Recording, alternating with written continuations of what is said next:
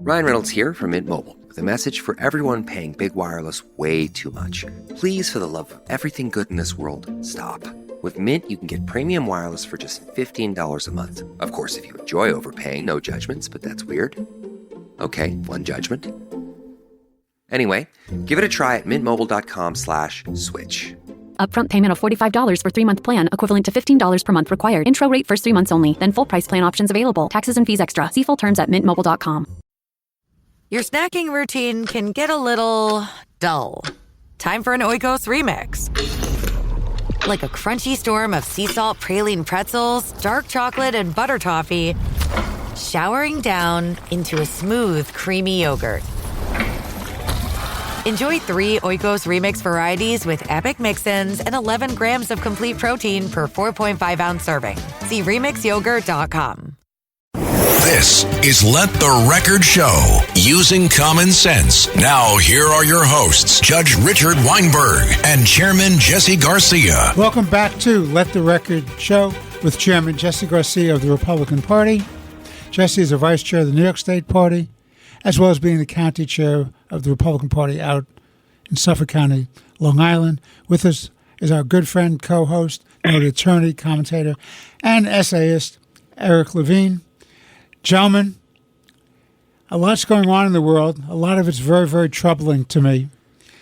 One of the things that truly troubles me is this terrorist attack that occurred at the museum in Washington, D.C., our nation's capital, the Jewish Museum, with 2 young people who were there in an event dedicated to trying to bring peace between Israel and Gaza, and to supply humanitarian aid.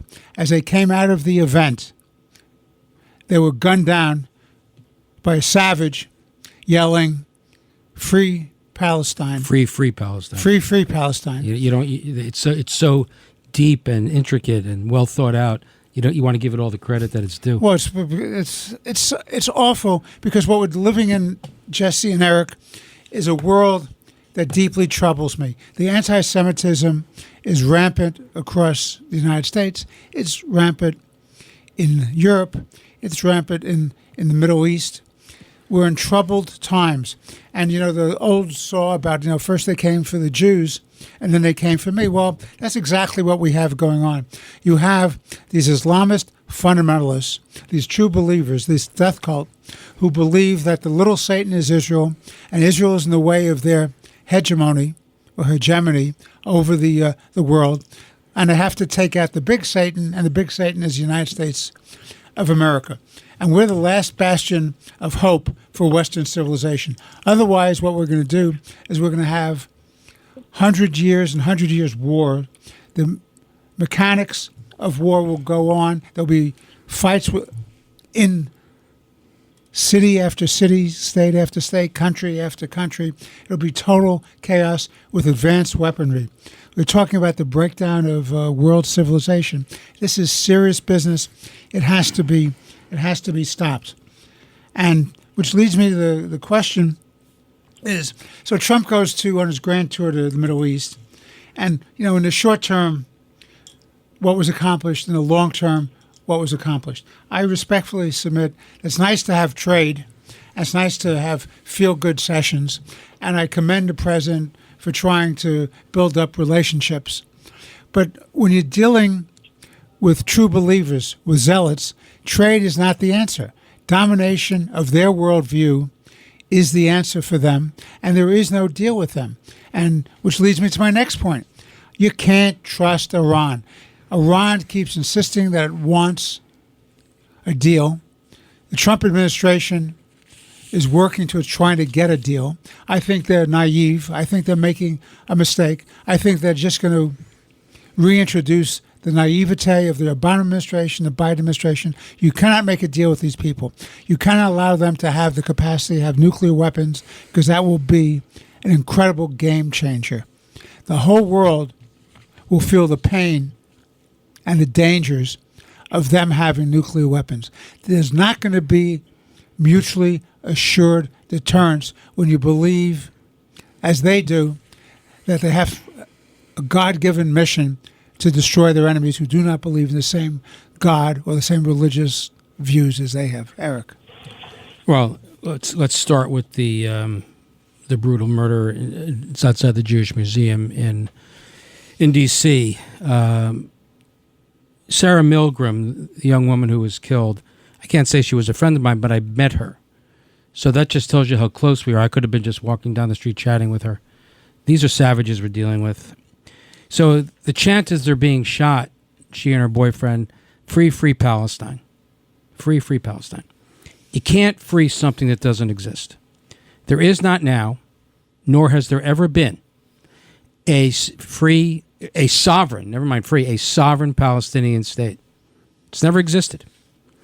Before Israel existed, the British occupied British mandated Palestine from 1948 to 1967. In 1948, the UN created two states, one Jewish, one Arab. The Jews said yes, the Arabs said no.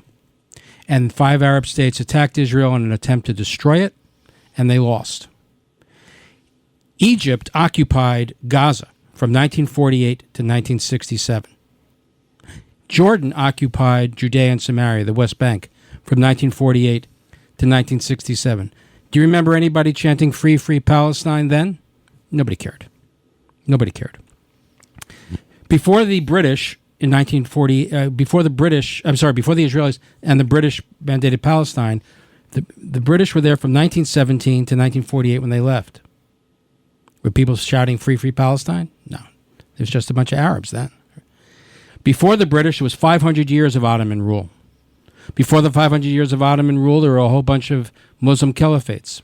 No Palestinians. Before the Muslim caliphates, it was the Romans.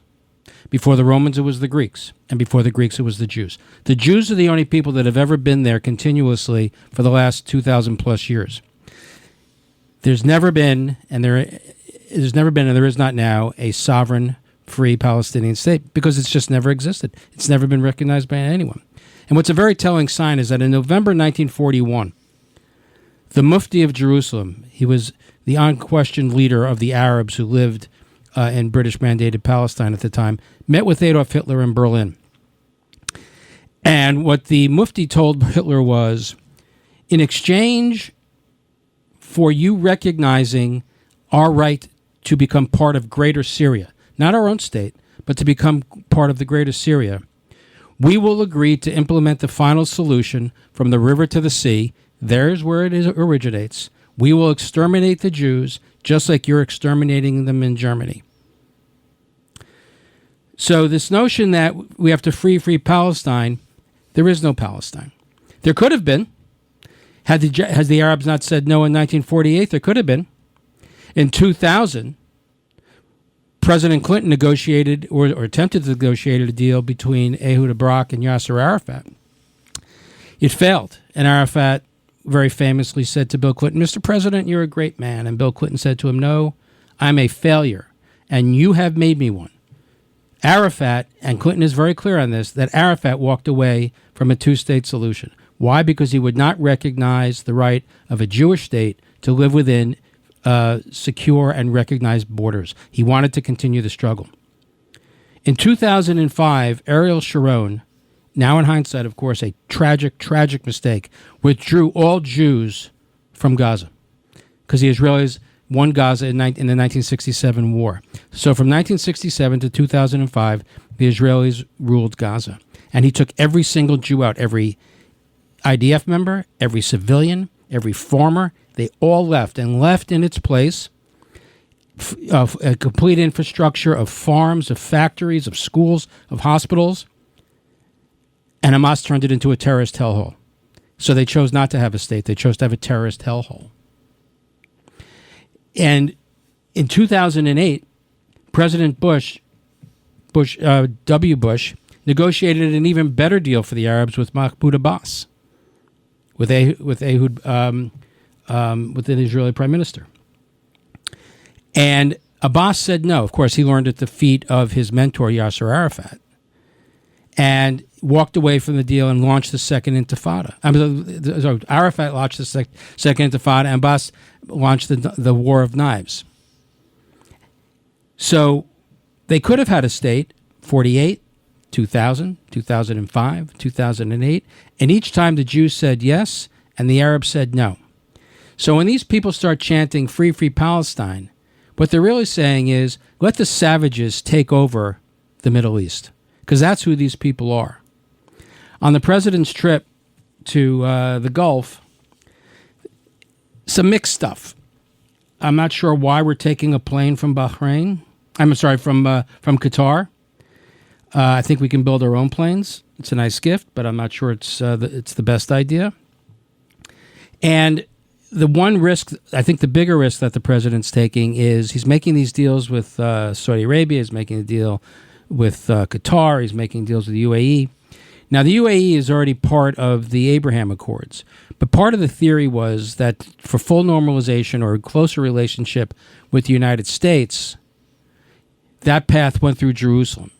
You had to join the Abraham Accords before you got some sort of security arrangement, before you got more weapons. That seems to have been taken off the table. It's hard to know because we don't know what the full discussions are. And on Iran, the president, I think, has been clear, and hopefully he will stick to this, that he is now saying that there'll be absolutely no enrichment.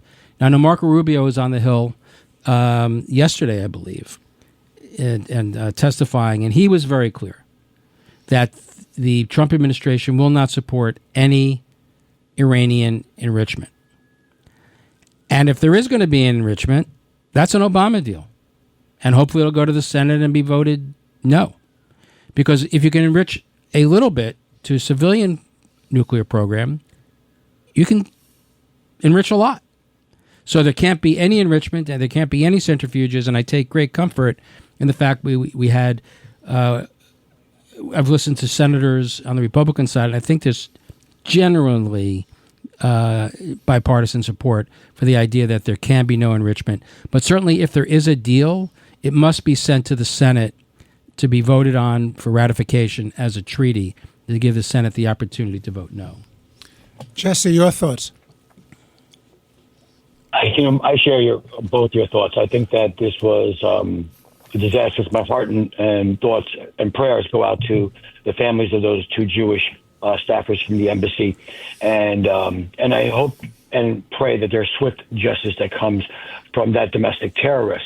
I'm heartened to hear that almost immediately President Trump reached out to Prime Minister Netanyahu about the situation, and also very publicly from himself and from the podium in the press office declared that hatred and radicalism has no place in the United States of America, and that we want swift justice to move forward.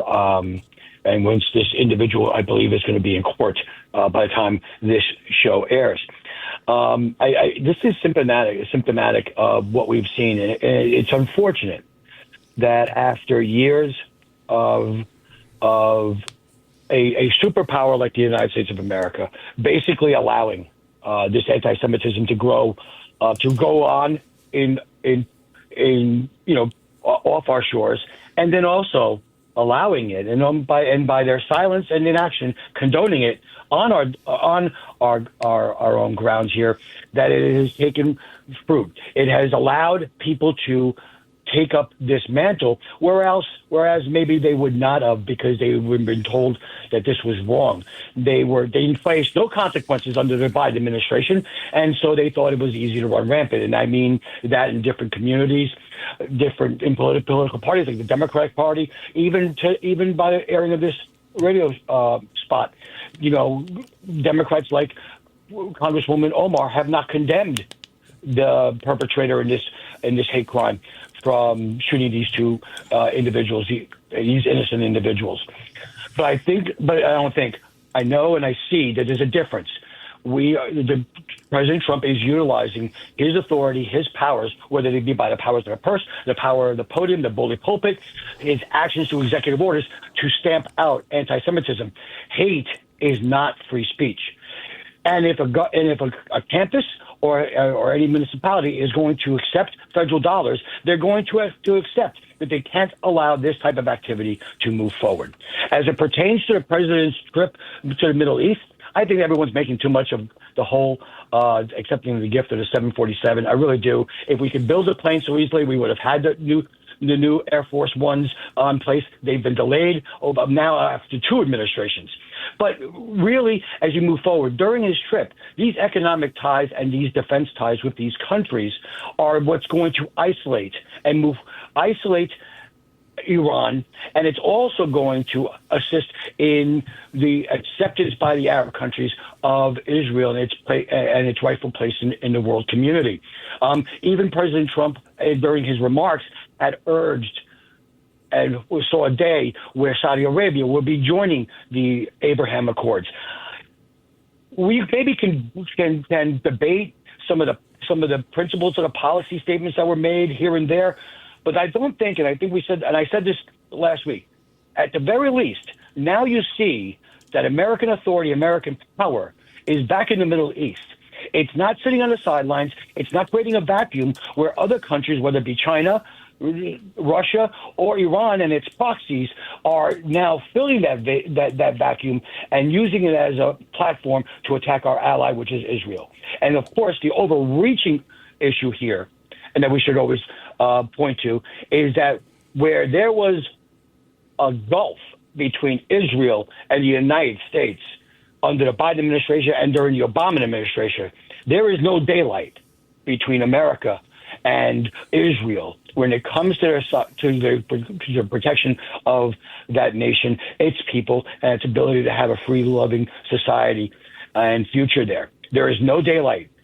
That is two American Israeli partners locked arm in arm. Thank you, Jesse.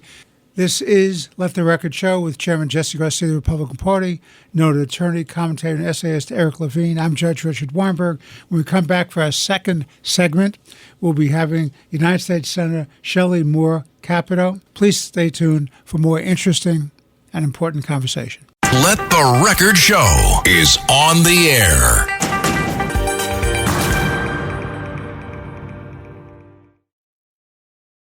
ChatGPT Plus is free for college students through May. Here's the thing. You've got a lot to do between now and then. Studying for finals, writing papers, trying to keep your life on track, and ChatGPT can help with all of it. It can quiz you for your econ exam, make a study guide from your French notes, plan out your meals and study breaks. It can get really specific on how you like to learn. It can even help you come up with ways to stop procrastinating. So from now until summer break, take advantage of all the ways ChatGPT can make your life easier. Restrictions apply. This episode is brought to you by Progressive Insurance. Do you ever find yourself playing the budgeting game? Well, with the Name Your Price tool from Progressive, you can find options that fit your budget and potentially lower your bills. Try it at Progressive.com. Progressive Casualty Insurance Company and Affiliates. Price and coverage match limited by state law. Not available in all states. Mic check. 1, 2. Are we recording? Hi, I'm Michelle Bernstein, an award-winning chef, restaurateur, and mom. I have a lot on my plate, including my psoriatic arthritis symptoms. That's why I was prescribed Cosentyx. It helps me move better.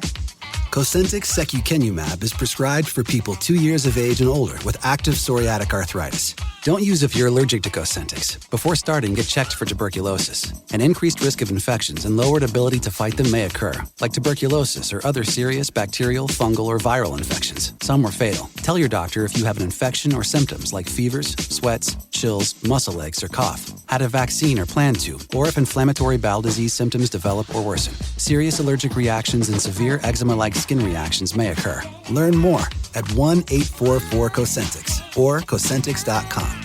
Ask your rheumatologist about Cosentyx. Custom window treatments are a small upgrade that have a big impact. No better time to shop than now at Blinds.com's Memorial Day Mega Sale. Blinds.com invented a better way to shop for window treatments, completely online with upfront pricing, no showroom markups, no salespeople in your home. Choose from classic shutters to outdoor shades and more, all backed by our 100% satisfaction guarantee. Shop Blinds.com's Memorial Day Mega Sale now. Save up to 50% site-wide, plus a free measure. Rules and restrictions may apply. This is Let the Record Show, using common sense. Now, here are your hosts, Judge Richard Weinberg and Chairman Jesse Garcia. Welcome back. Phoning in just now is the great United States Senator from the state of West Virginia, senior member of the leadership of the Senate, chair of the Senate Republican Policy Committee, as well as chair of the Environmental Committee, Shelley Capito, a great member of the Senate, previously a member of the United States House of Representatives, and before that, a member of the state legislature. Senator, we are absolutely delighted to have you with us. Thank you for joining us. Thanks. Nice to be on. Thank you. Your witness, Eric. Well, Shelley, thank you so much for joining us. We really appreciate you taking the time. Sure. So the House has finally passed their version of the one big, beautiful bill. Mm-hmm. Now, there's a lot to commend in the bill, but there are also some things that may not be so terrific or so wonderful. I'm just curious as to your view of what's being sent to the Senate, and if what you're hearing amongst your fellow Republican senators as to the thumbs up and the thumbs down portions of the bill. Right. Well, they did, after working the Rules Committee. I was on the Rules Committee at one point. Thank goodness I wasn't the other night. And they worked all night, and then I say congratulations to the Speaker in the House for passing the bill, the reconciliation bill. These are tough, big bills, and it is one big, beautiful bill. I think the takeaway here is that the Republicans worked quickly to craft a bill that has a shared agenda and a unified set of priorities for all of us. It will be coming over to the House or over to the Senate, not next week, but the week after. We have ongoing discussions with the House on why certain things, the energy tax credits, individuals, the business. I could go on and on here. What kind of cutting was done? What kind of cutting was left undone? And so I think what you're going to see is the Senate react to the House bill and probably make some statements of our own through a bill that we would see here in the Senate would be representative of what we have. There are lots of common points, but I'm not going to say 100% would be exactly the same. Now, what those sticking points are right now, I think remains to be seen. I think that we want to make sure that it's a pro-growth bill, and that it's strong for our country, pro-America, just like the president's reflecting that. But it has to be collaborative and bicameral. We do have certain rules in the Senate that will probably make us change the bill just from a parliamentary standpoint. So the exact bill would probably not even qualify here to be passed because we have a different set of rules, which is kind of complicated, but you probably know what I'm talking about. It's called the Byrd Rule. Right. So anyway, timeline, we're going to work it hard in June, and hopefully July 4th is pretty aggressive, but I think that's what we're looking towards. Well, is there anything in particular in the House bill that leaps out at you that the Senate's going to look to change, roll back, enhance? I think some of the tax provisions, I think, we want to make sure that we're hitting on all cylinders in terms of energy and energy production and ability to do all of the above. And I'm fine with phasing out solar and wind, but I do believe nuclear is exceedingly important if we're going to power data centers and create and be the superior country on AI, all of these things. So we need not just natural gas and coal, which I love, but we need a more reliable 24-hour baseload energy, and nuclear provides that. So I would look for some more nuclear maybe in this. I think on the individual side, I had a question earlier today. They said, well, the folks in the lower half of the income scale don't benefit. You know what? They would not benefit if their taxes went up. We're going to keep their taxes low. We also did a little more. I think they did a little more on small businesses and pass-throughs, which is good because that's the major employer in smaller states like mine. And I think, in terms of Medicaid, that's a difficult issue. And so I think we're going to take a good hard look at that to try to bend the curve on spending and get rid of the fraud and the waste in that. And so we may be more aggressive there. I don't really know. Those are probably the pinch points, I think. There's probably more, but we're going to have a little bit different approach and maybe have a higher tolerance for some tax issues on some level or less tolerance, depending on what the House has sent over. Yes, I know you're talking about nuclear, and under the Republican version of an energy policy, all the above, which I strongly endorse. I think it's absolutely the right way to go. It's interesting that the investment tax credits, some of these tax credits for some of the renewables, such as solar and wind, they just go for, under their bill as of May 20th, there was a phase-out starting in 2028. Under the bill that was sent to the Senate, it's off the cliff. They cease in 2028. That would seem to make it very difficult for investors and entrepreneurs to invest tens, if not hundreds of millions of dollars in solar energy infrastructure to ever want to do that. So it sounds like that's kind of counterintuitive to the concept of all the above if we're adopting policies that would undermine a particular and growing area in the energy industry. Well, I mean, I'd like to see the tax code treat every source of energy in the same manner. But the fact is, we've been propping up solar and wind for a long time now, and they're reaching, I think, in some sense, a more critical point where they can fly on their own a little better than they could in the past. I mean, I think we'd agree with that. We see more deployment, more domestic manufacturing, and all of those things that will help with the longevity of our solar and wind and the expansion of it. But I still think our best bet is to look at energy resources in a holistic way and try to be as even-handed as we can. So I know one of your pet projects, and one that I think we all support here, is the repeal of the EV mandate, the electric vehicle mandate. Can you just tell us where that stands and what you think the chances are of it actually being repealed and why it's important that it be repealed? Well, I am here to report breaking news. There you go, Eric and everybody. We just repealed it this morning. There you go, Mazel tov, as they say. It is on the way to the president's desk. And now that was under my leadership. It was my bill. I worked it hard with the members that were concerned about some of the process issues. But basically what it does is California and 11 other states, plus the District of Columbia, had placed themselves under an EV mandate, or wanted to, under the Biden administration's consent, to only sell 30% of the cars in 2026 had to be EVs, and in 2035, all cars had to be EVs. Now, keep in mind, that means no gas-powered cars, but also no hybrids.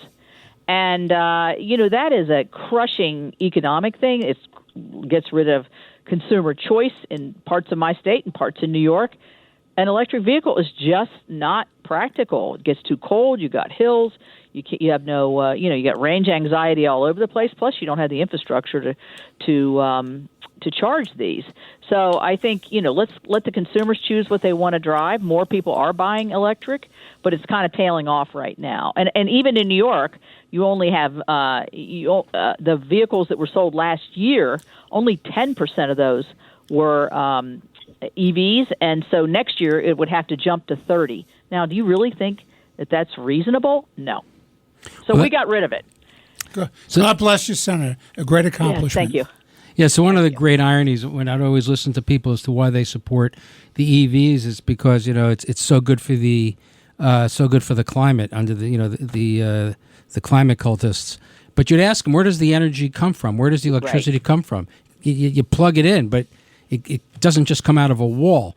So it turns out that states like California, they burn coal in Nevada in order to produce electricity in California so they can plug in their car. So in essence, it actually damages or has an increased carbon footprint, in particular since the amount of what it takes to make a battery for these things. Exactly. I mean, you look at the batteries and then battery destruction, how long does the battery last, how heavy is the battery, what kind of wear is that going to be on the road. There's all these ancillary questions that nobody ever wants to get into. It's just what the emission is, but they're emitting so much more on the front end and on the back end than they ever account for. But it helps them feel virtuous, and that's the important thing. And of course, in India and China aren't involved in violating the integrity of the climate and the environment. Because, India, China, the entire developing world, because for them, they need inexpensive, reliable fuel energy, and right now that's only fossil fuel. Of course. Well, if you look at our emissions in the United States over the last 15 years, to be honest, our emissions have gone down without all this onerous regulation. We've perfected our innovation. We've gotten more carbon capture. Fuel cars are more efficient. I mean, we're doing this, and without this, I left out one thing on the EV. If you sell in 2036, if you were to sell a gas-powered car in California, you'd have a $22,000 fine per car. Oh my goodness! I know. Well, I think this is one of the most important pieces of legislation under the Congressional Review Act that's ever been done. Senator, your thoughts? It's very far-reaching. It really is. I was proud to lead the effort, worked hard with my colleagues, worked with the House side, and I will have to give a shout-out to my staff, even though nobody listening is going to know who they are. They really I know who they are. That's all that matters. There you go. The technical parts of this were very important, and they rose to the occasion for sure. Senator, I want to turn this over for a few moments to Jesse Garcia, the Vice Chair of the State Party. Senator Capito, it's a pleasure to have you here. And just a point of reference, I was the chief of staff to Congressman Grucci, who was elected in the 107th Congress when you were first elected to Congress. I know that our offices had worked together, so it was wonderful to work with you. The firework king, right? That's right. Yeah, exactly. Yeah, exactly. I remember him. Yeah. Fantastic. But thank you for your work in the Congress, and now it's specifically in the Senate. I want to go back to the One Big Beautiful Bill Act. And one of the things that we've been doing, it's a two-part question. First, do you see President Trump working the Senate caucus the way he did in the House of Representatives to bring a number of different ideological or philosophical approaches together so that we can make sure that we don't have a massive tax increase? That's number one. And number two, how does the Senate and how does the Republican conference in both chambers combat the disinformation that we're seeing from the Democrats about cuts in Medicaid, cuts in SNAP, and how this bill is actually hurting people, as opposed to if no action is taken place, there's a historical tax increase of unprecedented proportions that's going to be laid upon everyone? Mm-hmm. Well, I think these are both great questions. And the first one, will President Trump come in and be the closer that he was in the House for the Senate? I would imagine yes. There's nobody more persuasive. There's nobody obviously more committed. And, the president is also and has shown to be, to all of us in every aspect, a negotiator. He knows in order to get, you got to give, and to give, you got to get. And so I think that to be that one person that wants to be standing alone, just saying no, no, no all the time, while they may look non-persuadable, the president's shown a great talent of being able to persuade many of those people. Because remember, in the beginning of this week, the House Democrats were saying, or House Republicans were saying, no way, no way. And look, they passed it in the this morning.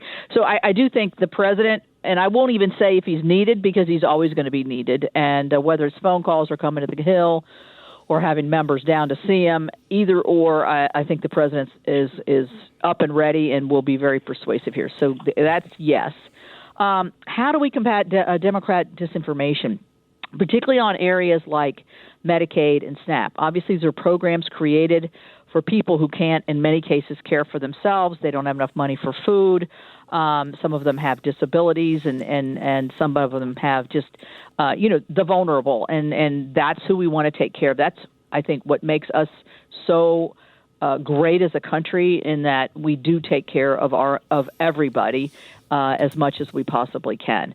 So what we have to say is, in order to take care of people, we've got to keep these programs viable for the people that deserve it.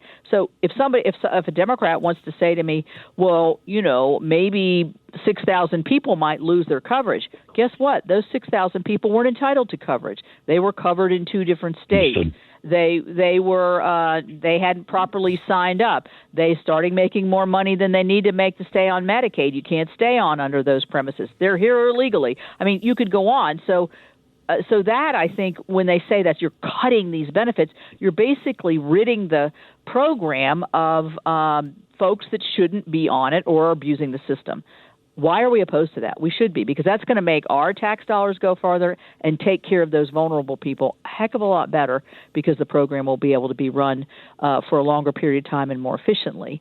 And so I think it is a hard argument to make, because it sounds so heartless, and you're looking at Medicaid and acting in the way it's portrayed. It's like you just don't care. And I think that that's a hard thing to fight through, but we're going to have to say we're doing this to preserve these programs, to make them work for the people who deserve it.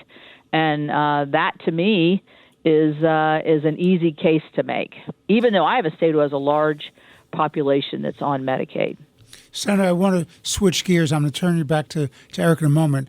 A matter of great concern to me, and it's related. One is the anti-Semitism that's rampant across the world, and we just saw the attack at the Jewish Museum in Washington, D.C., where two young people lost their lives in a terrorist attack with a pro-Hamas attacker. So that's a big issue. And the other issue that also concerns me is Iran is getting perilously close to nuclear weapons. And I just want to make sure that the people around President Trump truly understand the danger it would be for Western civilization if, in fact, Iran were to get a nuclear weapon. Because remember, they keep saying Israel is the little Satan, America is the big Satan. Their game plan is to eliminate both. What are your thoughts on that? Mm-hmm. Well, let me talk about the anti-Semitism. It's deeply troubling to me. Last night, after we voted, we were in until about midnight last night, and I was going home in the car and heard about these two young people that were murdered at the Jewish Museum, basically like 5 blocks from where I live.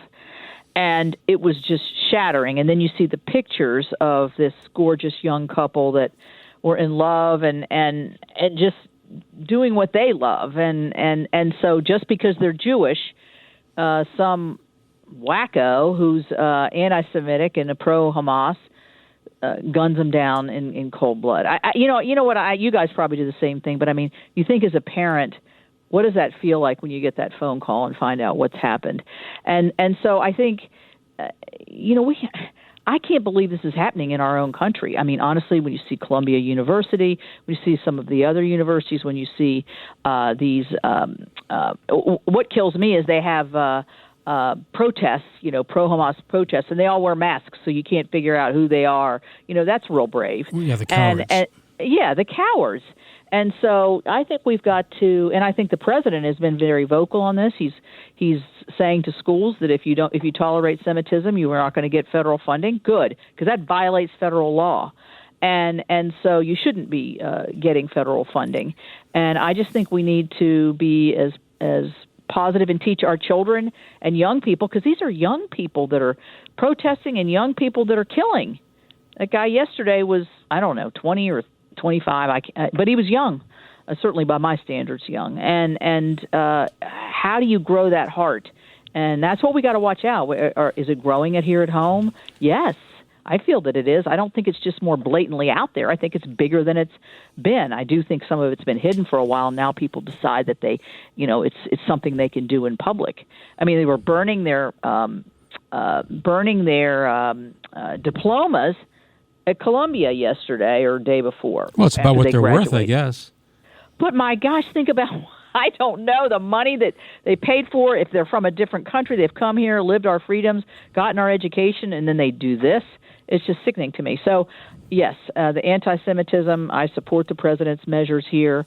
And I think that the college presidents and university presidents have been awakened to what has been a simmering pot on some universities, certainly not every one. And so we've got to make sure that we eliminate that.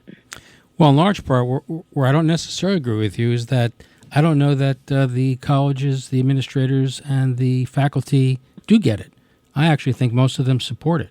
I don't think this is possible without the support of the administration and faculty. They give life to this. They teach this. They indoctrinate this. This is what social justice and diversity, equity, and inclusion is all about. It is all you divides it between oppressors and oppressed. Oppressors are whites. The oppressed are people of color, Jews are whites, so therefore they can't be victims, so it's okay to attack them. That's the mantra. Well, I mean, I wouldn't necessarily disagree with that. I think if they haven't gotten a bit of a wake-up call by saying we're going to yank your $600 million, do they just cover it up? I mean, I don't know, but we got to find the solution here. And I just remembered, I forgot the Iran question. I'm going to go to that. I just signed recently a letter, probably last week, Senator Cotton led, I think every Republican's on it, that basically says Iran not only cannot enrich for nuclear weapons, they can't enrich uranium at all. Correct. And if they need enriched uranium for a power sector, they can import it from somewhere else. They're untrustworthy. They're brutal. They want to kill, as was described, and so I think we have to come down in the strongest form possible to say no enrichment is the standard that we as Americans would tolerate. Senator, I want to thank you very much on behalf of Chairman Garcia, Eric Levine, and myself. We've had the honor and privilege of having Senator Capito, the senior senator from West Virginia, the chair of the Senate Republican Policy Committee, as well as the chair of the Environmental Committee in the Senate. You're a great addition to our show. We deeply appreciate you sharing your thoughts and analysis with the American people. Senator, God bless you and God bless America. Thank you.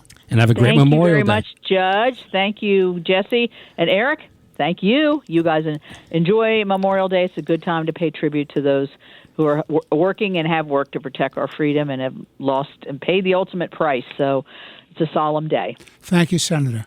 All righty. Thank you. Thank Bye-bye. you. Let the Record Show is on the air.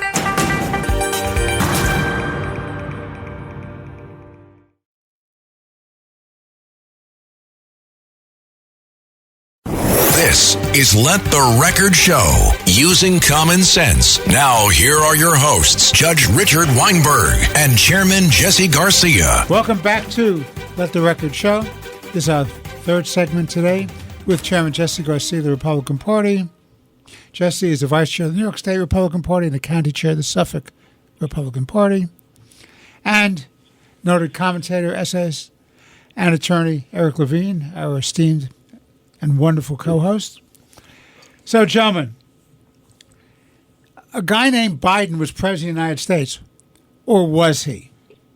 The history books will say that he was the 46th president of the United States. Well, they'll say he was elected. And he was elected. I won't say that's what they'll say. No. And he was elected. Yeah. And there's no doubt. And I'm not an election denier, like that lady from Georgia who still thinks she's governor of Georgia. But my view about this is we have a real problem. You know, the old question, what did he know and when did he know it? Well, what did Joe Biden know for 4 years? What did the Democratic Party know all those years? What did the leaders of the House and the Senate know? What did the media know? Did they know as early as 2019 that he was unraveling, that he's losing his mental capacity? Did they know that? There's documentary evidence that shows as early as 2019 people were raising concerns. It was all hushed up. It's the greatest scandal, the greatest cover-up in American political history. This is a man who was not fit to be president, was elected president, was covered by all the power centers of the Democratic Party and the media, a failure of the Vice President of the United States, Harris, to invoke the 25th Amendment because he was incapable of governing. There were serious decisions made, the catastrophic withdrawal from Afghanistan, where he ignored his general's advice to keep a residuary force, left that premises, was taken over by our enemies with $60 billion worth of equipment at a major military base. These were serious issues, forcing a left-wing agenda, which was against freedom and liberty and freedom of choice, upon us, fostering on us diversity, equity, inclusion, and race theories that divided this country, forcing us and trying desperately to make sure that you couldn't use the car of your choice. It was all awful. This was a failed presidency. It endangered this country, and no more danger could be stated than the fact that we had open borders, which they lied to us about, where you had tens of millions of people coming in who should not have been here in the first place, and Trump is fighting like hell now to get them out, and he's running into resistance from the federal courts on this. He has some victories and he has some defeats, but every day it's a battle, and you don't know which district court is going to say what about his ability to protect and defend the national boundaries of this country against this incursion, this invasion of illegal migrants. And let me say this clearly. It's denied all the time, but let me say this clearly. To go over our borders without proper permit and authorization is a crime. Eric. Well, on the Joe Biden issue, you say this is the greatest cover-up in American history. You don't know that. There may have been a cover-up that was even better that you never learned about. But it was quite a cover-up. This is a cover-up that we've learned about. And I don't really blame Joe. He just wasn't really aware of what was going on. I blame the people that were around him and the media. I mean, how many times did we see senators, congressmen, Secretary of State, Blinken, Jill Biden, just talking about, how sharp his attack he was, and that when behind closed doors, he was leading the discussions, doing somersaults, and juggling 4 basketballs all at the same time. But it was always, of course, behind closed doors. But the mainstream media really has done a great deal of damage to itself because it was very clear that they were covering up for him. Remember when he was at the Normandy Remembrance, he started wandering off somewhere, and people were questioning whether his mental acuity was what it should be. And news report after news report, CNN, MSNBC, ABC, NBC, you name them, one after another were decrying and tisking anybody who was doubting Joe Biden's competence. But it was so clear to all of us how much he was degenerating, how he was just not qualified or capable to run the country. And it wasn't until his debate performance, of course, that everybody got to the point where nobody could deny it anymore. But still and yet, even then, people were encouraging him, Jill Biden in particular, were encouraging him to continue to run. She loved the trappings of being first lady. You had people like Antony Blinken and other high-level members of the administration encouraging to run because they loved the office that they were holding. He appointed them. They wouldn't have those positions but for him. So irrespective of whether or not it was good for the country, it was good for them personally. And for the media, irrespective of whether it was good for the country, they hated Trump. And they would do anything to stop him, including having somebody who suffers from dementia run the country. But now we also learned that he has stage 4 cancer. I wish him well. I hope it all gets cured. But this is something that didn't happen overnight. It took years to develop. And the notion that the President of the United States, who has regular checkups, that nobody caught this. Well, if whoever his doctor is either has to be, have a malpractice case brought against them. But I just don't believe that. I think they knew. They withheld that from us as just another example. And then the question becomes, why? And we know from Biden's prior statements that he was really hell-bent on making sure that there would be a black woman who would be president one day.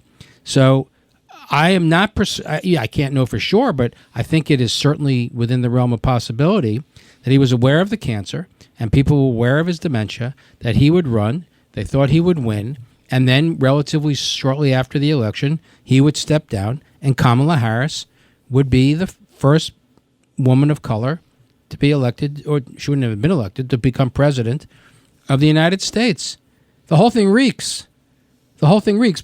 There's no question that the inner circle, beyond the inner circle, people knew and they were covering it up to the detriment of the United States and the American people. Jesse, your thoughts? I'm going to begin with, first, I hope the president has a speedy recovery. And as someone who is a 2-time leukemia survivor, which is a form of cancer of the blood.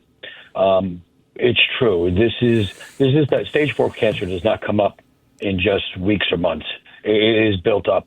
And what this adds is to a cover-up of epic proportions. A cover-up that's even greater in my estimation, because I was a young man when it occurred, than the Watergate cover up back in there. But as Eric said about the media, they've covered up not only possibly this illness, but covered up definitely this cognitive decline of President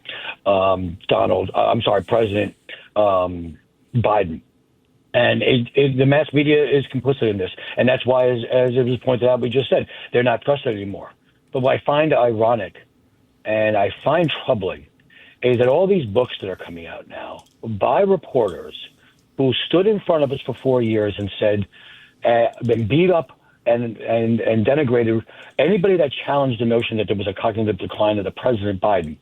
And now they're making money off the fact through these books and their appearances. They're doing, Jesse, they're doing exposés of themselves. Yeah, Jake Tapper. Jake Tapper's running this book. He's going out and promoting it. I mean, I think it was the Babylon Bee had this great headline. Jake Tapper discovers that he was part of the cover-up. Yeah, exactly right. I mean, and the guy's going to get richer still. These Tapper and these reporters are making money off these books on a self-created fictional narrative that they put forward to the American people. But what's even more troubling to me, and actually I have a position paper that was going to be issued, but out of respect to the president's diagnosis that conveniently came out the same time the audio recordings of his disastrous... Must be a coincidence. Yeah, coincidence of his interview with the Department of Justice. What is my real concern is who was running the government. Who was control of the auto pen? And it's in my opinion that, I did not want to take away from the focus of the One Big Beautiful Bill Act and such, but it will be coming out after Memorial Day.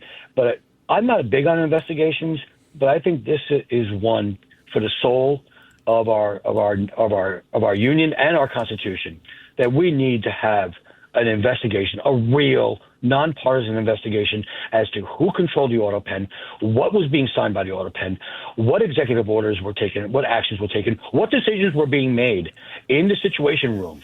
Was it the president? Was it chief of staff? Was it Joe Biden? Who was it? Because it certainly, unfortunately, was not Joe Biden. And that basically How about 8,000 pardons? Unelected. How about 8,000 pardons? Including Hunter. 8,000 pardons, including Hunter, and including prospective pardons for individuals like Senator Schiff and such. There's some cabal was running this government. It was not the elected leader, Joe Biden. And I don't believe it was the elected vice president either. There was basically a fact that was a coup d'etat taking over here, and some unelected individuals or group was running this government with an auto pen, and we need to find out about that. So not for the purposes of exposing it for political purposes, but for bringing them to shine light on it, to make sure it never happens again, and to bring these individuals to justice, because that is against the tenets of our Constitution and our way of life here. I think there may be real criminal activity on the part of some of those people in that cabal who is running this country. And I'm deeply troubled by that. And, to the point made just a few moments ago, we say, or I say, this is the greatest cover-up in American history, but maybe somebody was better at doing a cover-up and we'll never know about it. I mean, look, if you go back in the historical record, Edith Wilson, who is the wife of Woodrow Wilson, was really the president, in fact, after Wilson had his debilitating stroke. That's absolutely correct. But there are a lot of times that they've hid the true health conditions of our presidents. They hid how disabled Roosevelt was. Yeah, the press was never allowed to take a picture of him. But it was even worse because when he outside of his car, but behind a podium. Because of the strain of the World War and the Depression, by the time he got to Yalta and met with Stalin, he was totally in serious emotional, physical, intellectual decline. Thank God Churchill was there. Right, He Churchill gave away said, enough of Europe as it was. That's exactly right. So that led to the Cold War and the empowerment. Well, the division of Europe and the division of Europe, but the empowerment of the communist movement out of Russia. And by the way, if I may, I'm sorry. No, I defer to you. To Eric's point about the cover-ups that we don't know about, this may very well have been one of the greatest two cover-ups that we've never heard. If it were not for Biden himself revealing it, and he revealed himself in that debate. That's a good point. This has been Let the Record Show with Chairman Jesse Garcia of the Republican Party, noted attorney, commentator, and essayist Eric Levine. I'm Judge Richard Weinberg. I want to thank you, gentlemen, both very much. And once again, I want to thank Senator Shelley Capito, the distinguished senator from West Virginia, for being on our show today. It's been a great show. Memorial Day is coming up. Let's all have moments of silence for all those who gave so much to protect and defend this country. God bless you. God bless your families. And, of course, God bless America.